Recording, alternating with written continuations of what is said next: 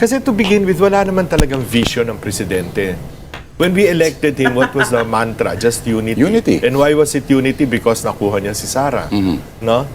And nag-break na yung unity na yun.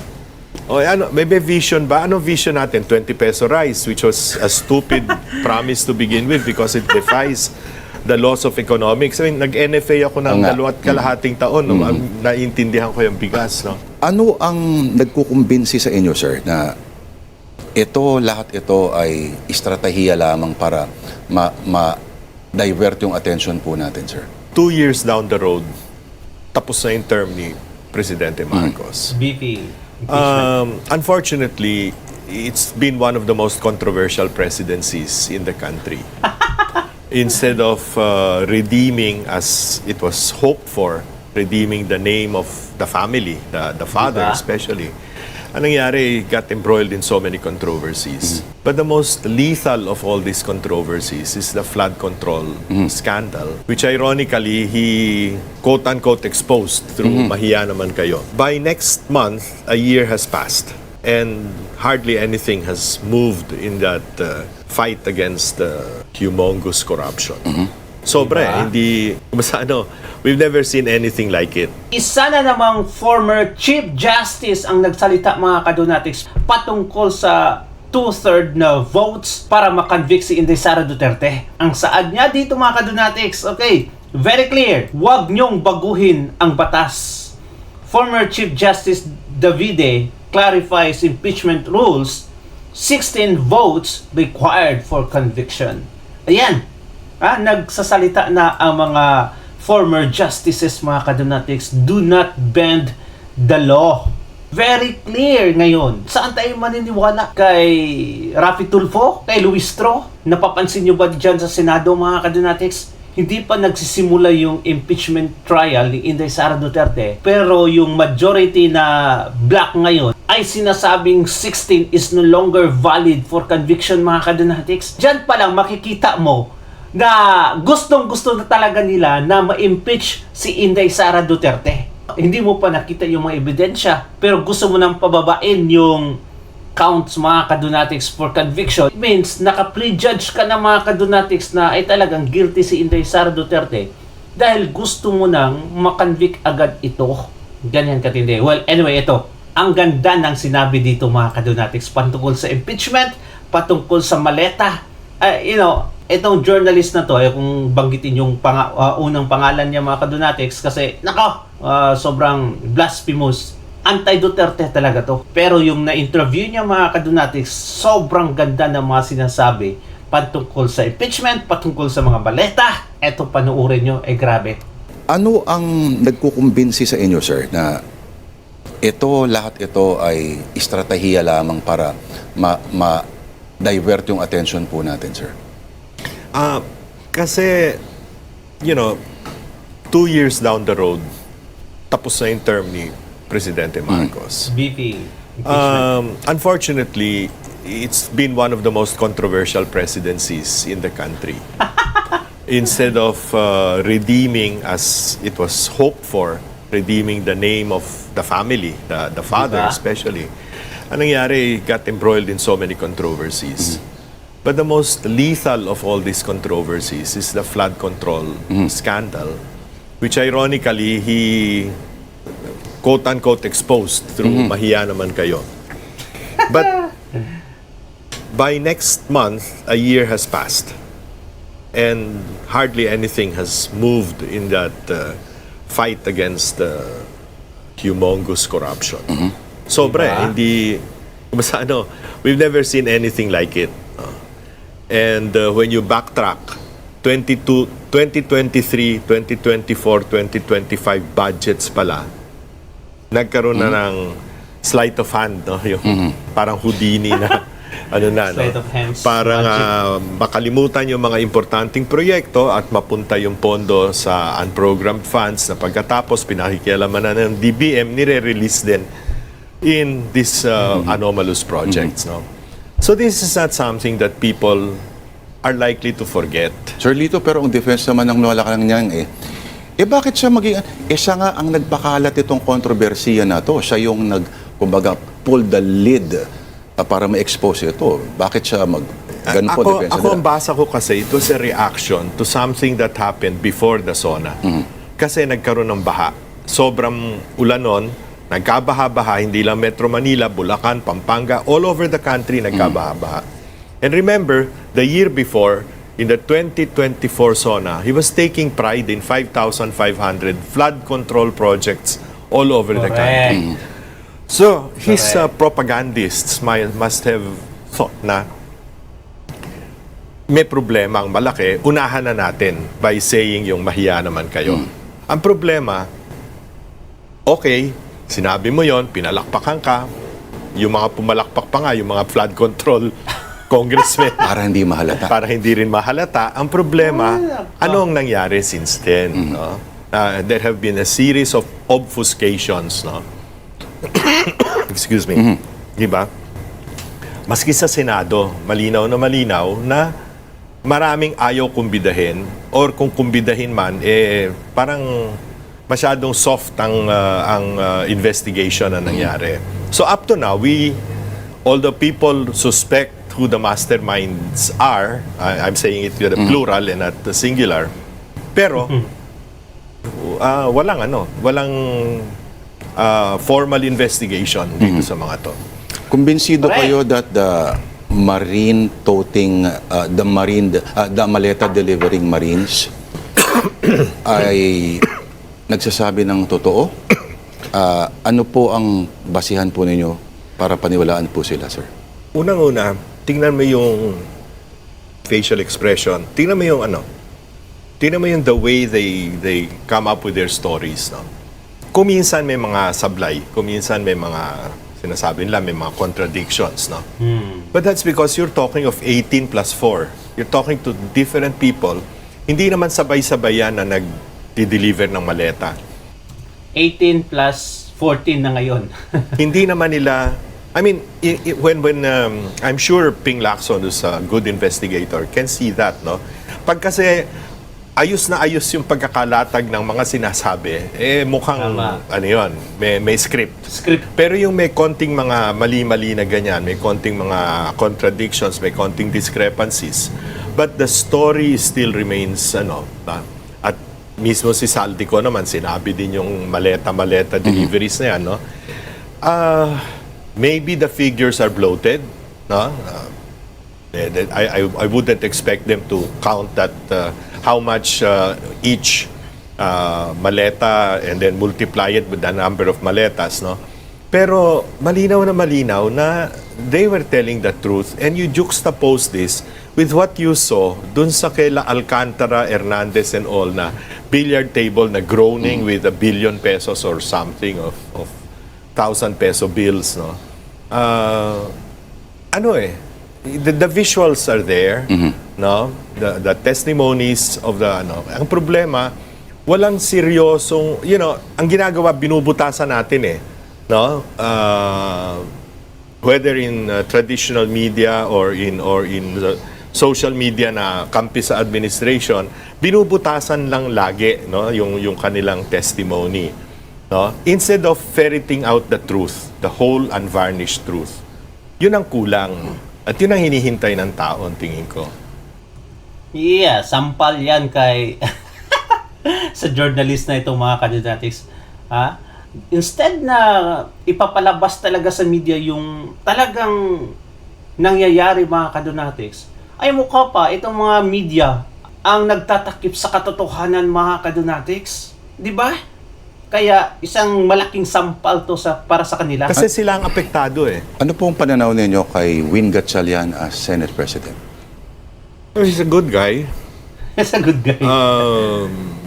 He probably among the senators, he would be very qualified to mend fences between the two warring camps right now, no? The problem arises in the handling of the impeachment trial, no? Because not being a lawyer, I mean, he's bright, he's sharp, but presiding justices or presiding judges of a trial requires legal know-how. Baka yun ang kulang, yun ang problema. Hindi naman pwedeng maglagay ka ng abogado sa likod niya para sa committee hearing, di ba? Hindi naman pwedeng gano'n. Nakakahiya naman 'yon, no? So, Yeah, totoo naman talaga mga kadunatics. Di ba? Trial hearing ang nangyayari. Okay, ang mangyayari pala. Tapos ang presiding officer hindi abogado. What the heck? Para bang sinasabi mo lang na, okay, may surgery ka mamaya. Pero ang mag-ooperate sa iyo ay isang nurse or isang businessman. Ay nako. Di ba ang layo mga kadunatics? Sobrang layo talaga. I guess that's the reason Yung why sila Vince some Dizon, of them... binubulungan si Bongo. Mabuti, At si Frank Drilon, kunyari, wala nakikita. di ba?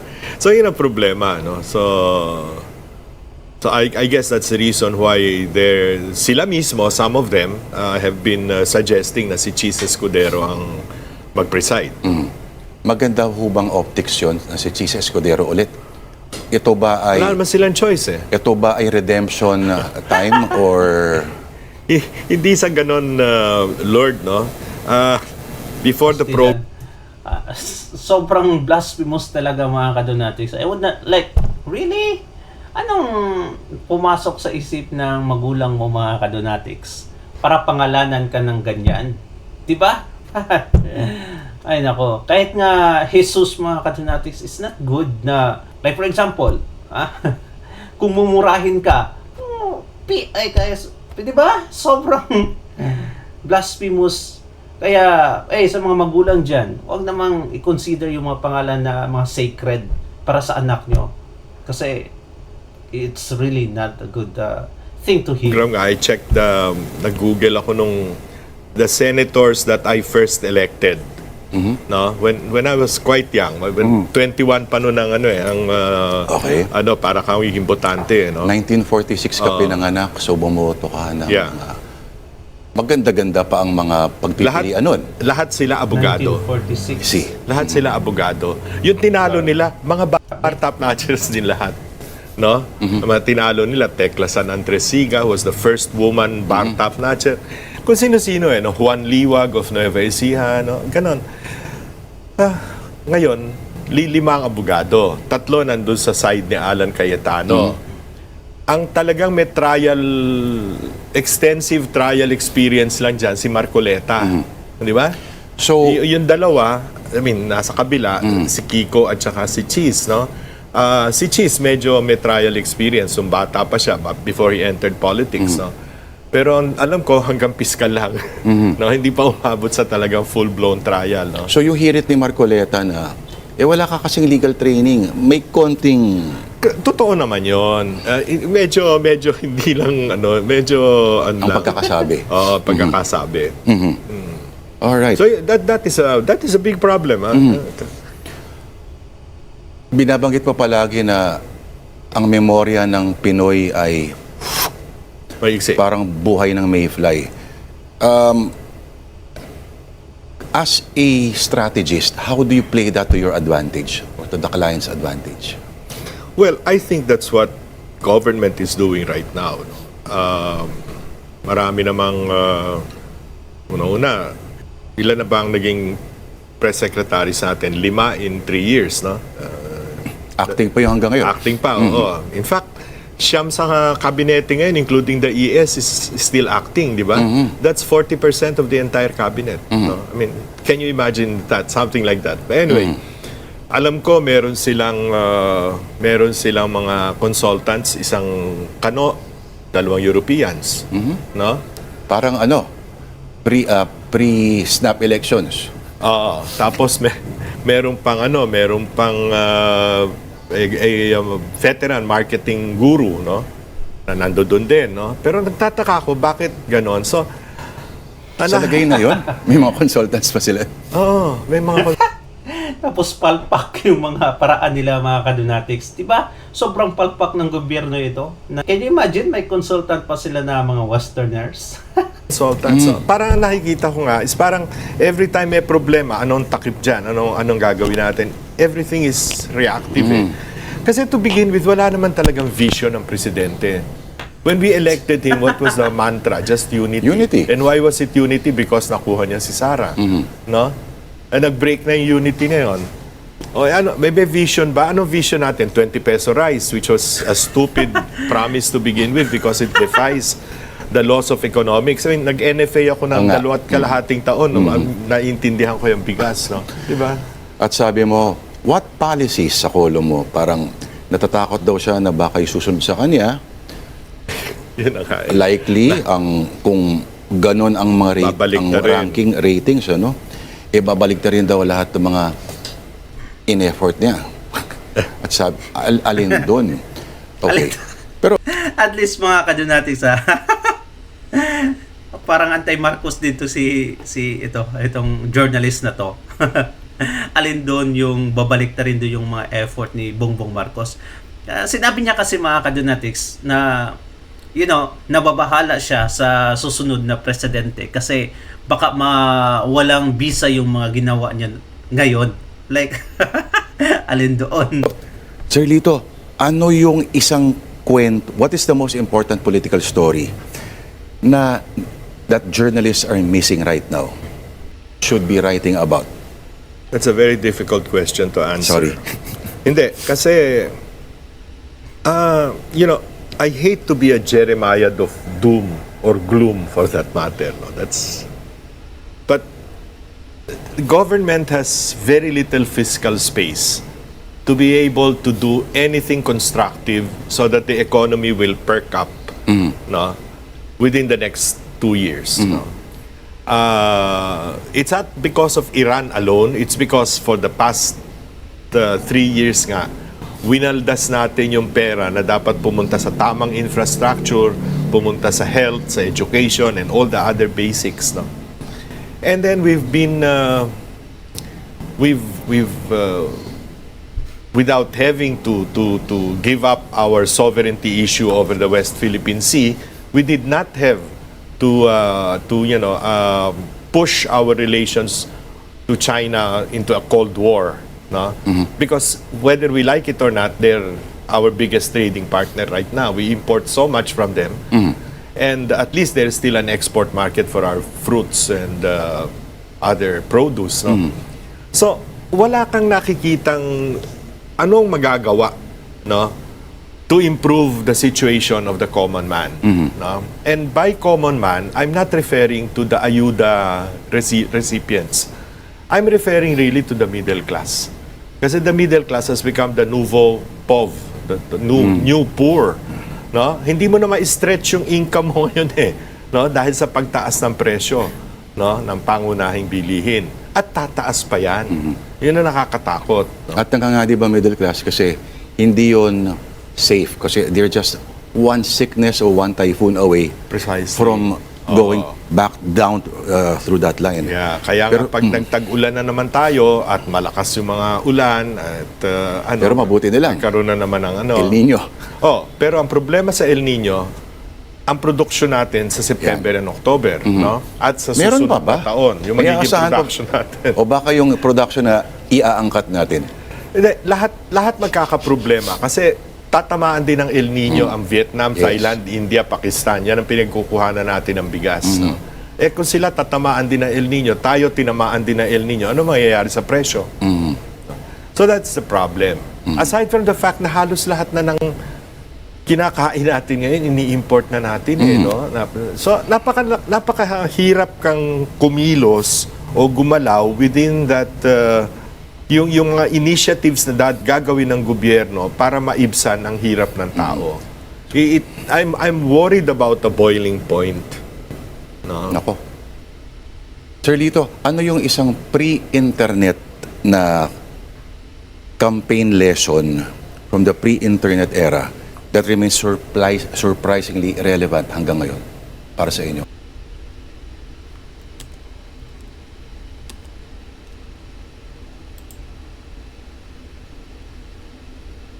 Hindi, pero as campaign strategy, ano yung bakit kinagat ng tao yung unity? Dahil kay Sara. Bakit kinagat ng ano yung bakit kinagat ng tao yung unity? Dahil kay Sara. I mean, Diba? let's face it, no? Ano man ang Totoo. pananaw natin sa nakaraang administrasyon, no? Ako siyempre may bias ako doon dahil I was part of that campaign, no? The fact is, up to the last minute of his presidency, he was well loved, President Rodrigo Duterte. Hanggang ngayon. Oo, at hanggang ngayon. So, nung nagsama si Sara na anak niya at saka si Bongbong, that was it. That was unity, no? So it was more Sara carrying Bongbong Marcos. than the other way around. Ano yung isang political myth na nagsusurvive pa rin hanggang ngayon? Pero sa tingin mo, hindi kalokohan yan. Partido. Party We do list. not have any political parties in this country. They're only flags of convenience for personal ambition or oligarchic vested interests. So saan ka nakakita ng bansa na may-ari ng isang partido, Villar, isang partido, dating si Danding Cojuangco, although alam ko hindi naman masyadong pakialamero si Ramon ang sa politika, yung isa si Enrique Razon. Ano pa ba? Ano pa ba yung mga partido na, di ba? And these are, of course, yung lakas na dati talaga si Martin Romualdez ang nagpapatakbo. Wala naman I yata don't see naniniwala ngayon kahit sa kung masa sino na na, ngayon. ng mga parties. So wala nga eh. No? Kaya palipat-lipat yung turncoatism. Comelec na lang yung naniniwala. Yung Tingog party list. nag ML ni Dilimaw. Yeah, in fact, Ay, sorry, Sir Lito, hindi nyo pala nasagot. Yung overrated campaign strategy pala. hindi. Hindi. Wala. Yung Sayaw mga- sa video. Yan. Sa local, iba kasi yung local, iba national. Opo. No? Yung local, yun, mga ganun-ganon. No? In fact, nakakainis na eh. No? Yung sa local, na mapasayaw-sayaw, mga pa kung ano-anong mga kalokohan ginagawa. Diretso national, no? di ba may sumasayaw pa rin? Meron pa nga sumabog ang ano eh, no? yeah. Pero yun na nga, these things, para masyado nating minamaliit ang utak ng Pilipino eh. Yung namimigay ka mga kadunatics na gamit yung DSWD fund, okay? Isa kang politiko tapos andun ka, parang sila Tulfo, parang sila Risa Hontiveros, nung nakaraang midterm election mga kadunatics, anong ginawa nila Tulfo? Okay? Nila Romualdez? Nako! Namigay sila ng tulong daw kuno gamit yung DSWD tapos yung mga mukha nila nakabalandra. That is overrated mga kadunatics and dapat mawala na yung mga ganyan. Tapos lumabas pa yung campaign strategy ni Risa ngayon na namimigay daw siya ng tulong doon sa Mindanao. Tapos DSWD naman mga kadunatics sa mga boxes na hawak niya. Can you imagine that? Sobrang aga pa ng campaigning pero nangangampanya na itong si Hontiveros na hindi pa galing sa bulsa niya mga kadunatics. We pander to their basest likes, no? Parang ganon, di ba? Hindi pa pwedeng i-elevate naman yan, no? And in so doing, hindi ka naman mawawala ng popularity eh. Well, anyway mga kadunatics, comment down below at babasahin natin yan. Thank you so much and God bless you. Ingat palagi. Please like and subscribe. Bye-bye.